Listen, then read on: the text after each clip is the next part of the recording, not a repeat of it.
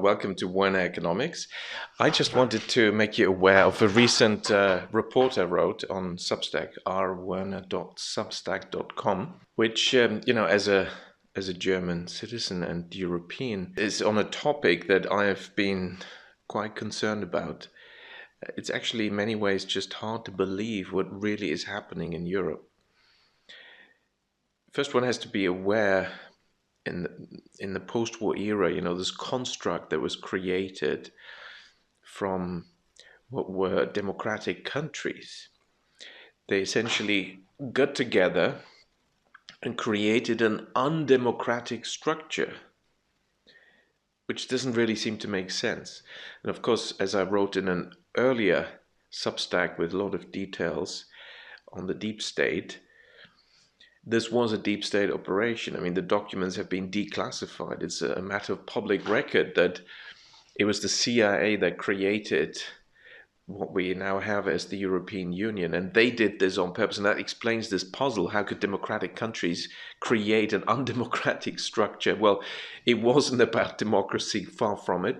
It was a control structure. It was always about control. The CIA had been jealous of the Soviet Union, and it modeled this literally on the Soviet Union.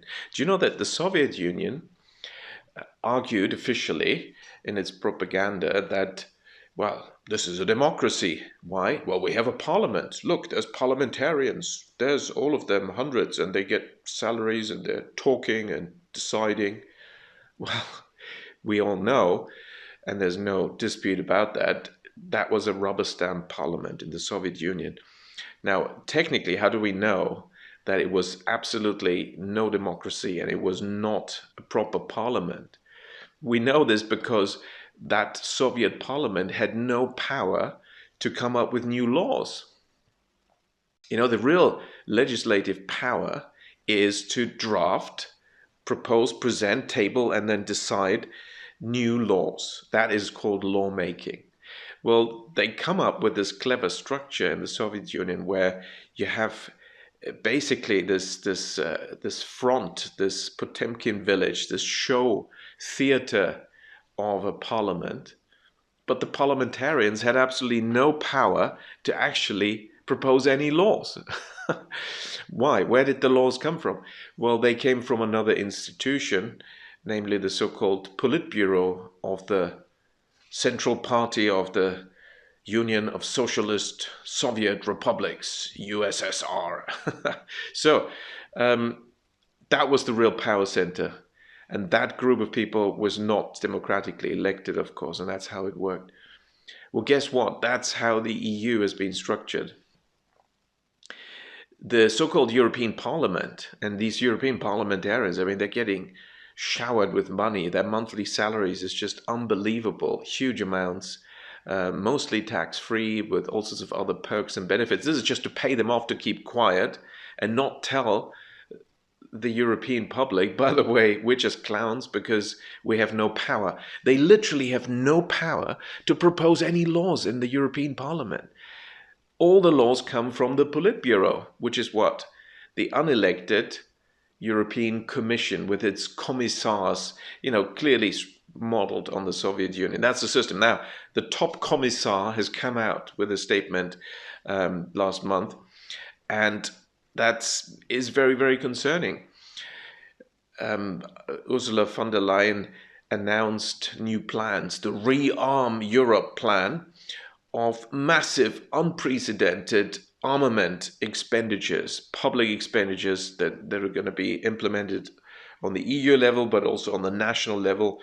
And they're talking 800 billion euros, which is a lot of money.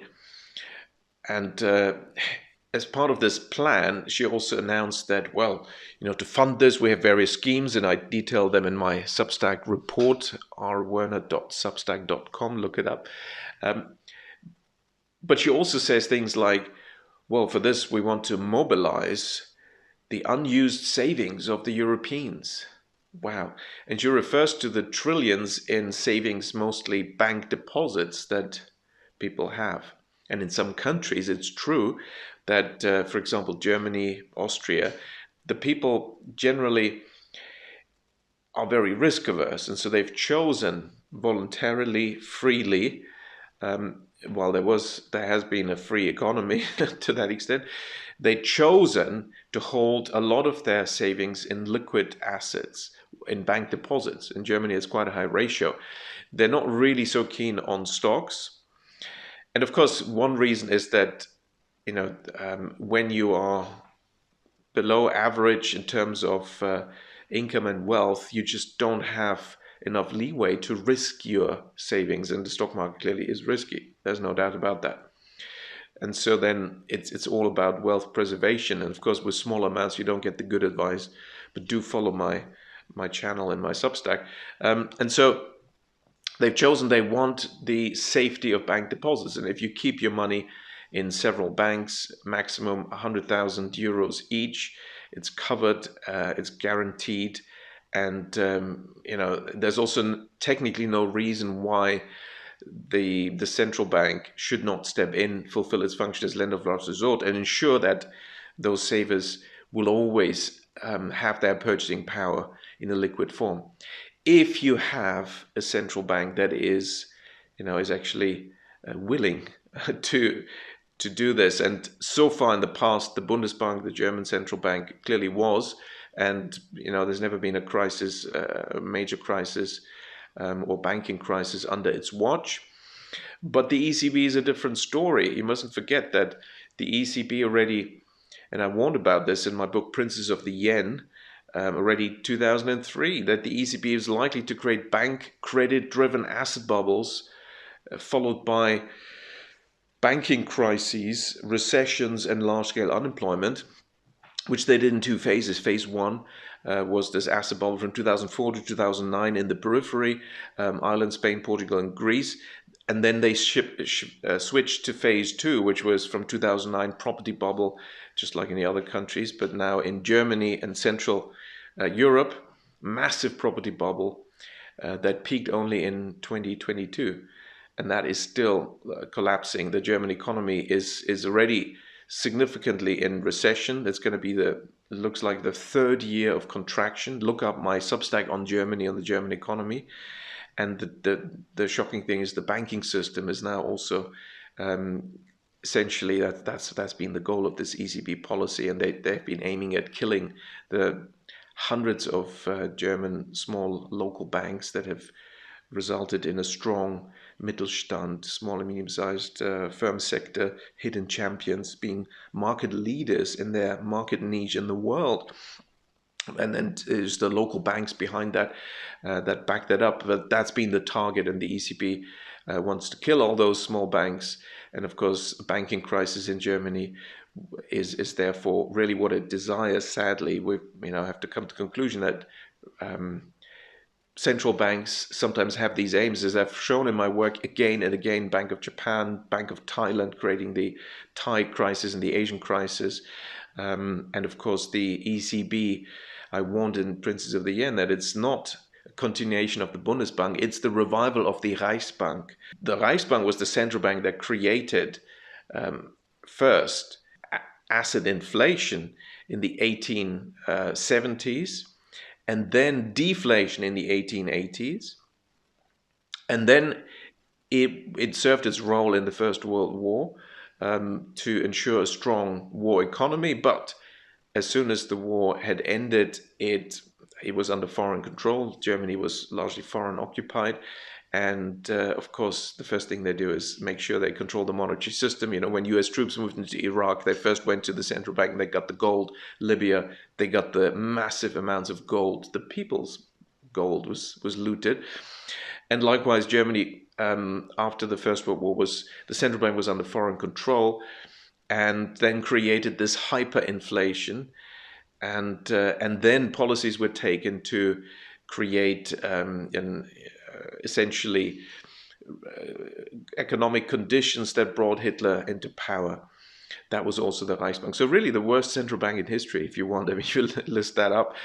And sadly, I predicted the ECB is going to be a continuation of that Reichsbank. And it is actually, if you read it, Princes of the Yen, quantumpublishers.com, you will find the reasons why that was a sound argument. Of course, it's panned out from its policies. We can see that now.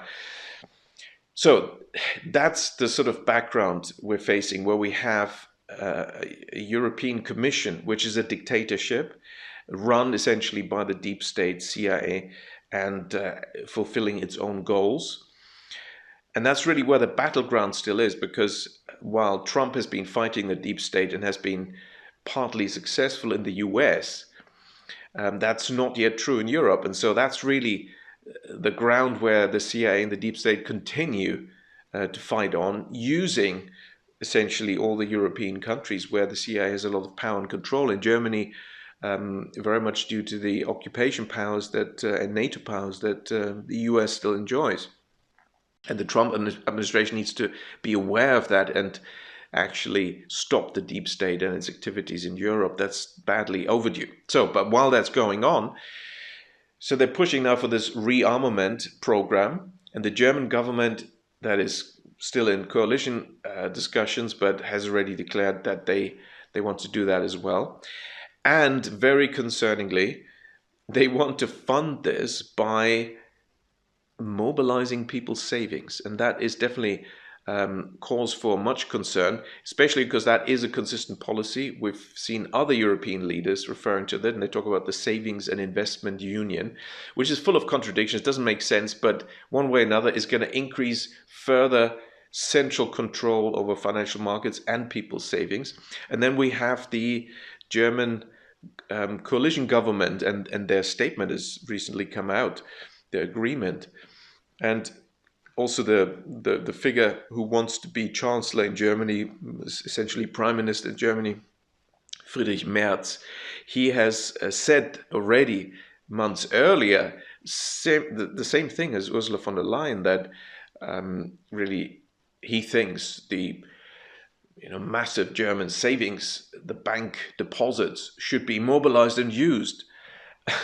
Of course, that shows the complete lack of understanding. I mean, the bank deposits were created by banks when they created credit, and that created those deposits.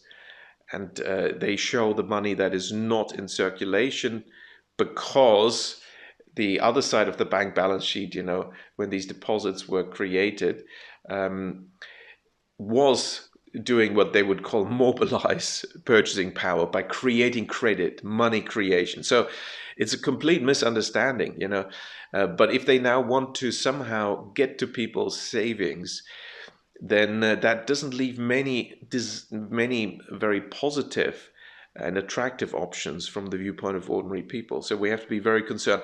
In my Substack on this, at rwerner.substack.com, I do list essentially a spectrum of things they could do, and sadly we are sort of towards the end of the spectrum, where it gets more and more centralized and essentially forced measures to by the government to take control over our savings.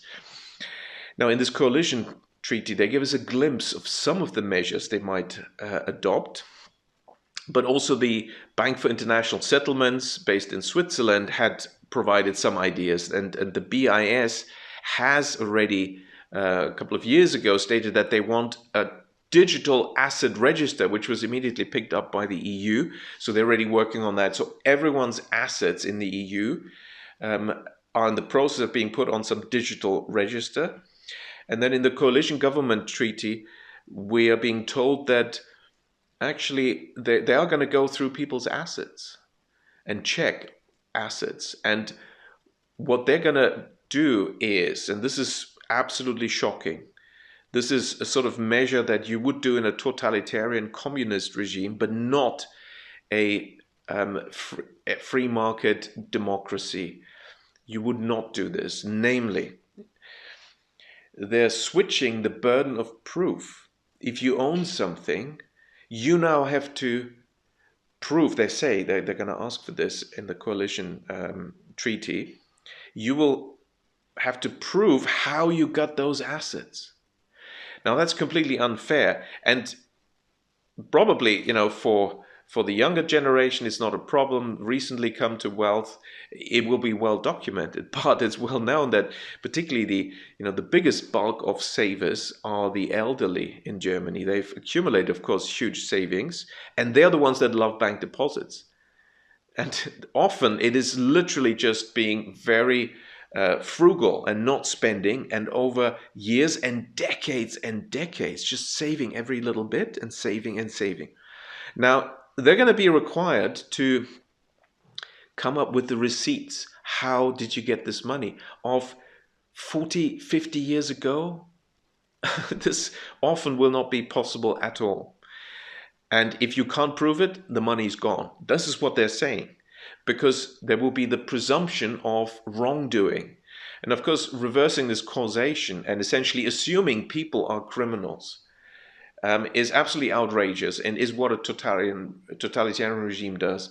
We should definitely oppose any such measures, but these are being discussed by governments, and it's quite clear that together with the digital asset register, ultimately what von der Leyen and the EU leadership is thinking of, and there's many intermediate steps as I outline in the Substack report, but ultimately the key trump card they believe is to introduce the central bank digital currency, because then together with the forced digital system of assets and transactions digitally, of course, then they have complete control. And then it'll be just a matter of introducing the right decrees to give them the right to help us allocate our money for better purposes, such as funding a bloody war against Russia, or other such measures as they decide. And citizens will have less and less recourse, which is not surprising, because the EU, under this commission and in this structure, is an undemocratic, essentially dictatorial regime. So have a look at the Substack, and let's stay alert.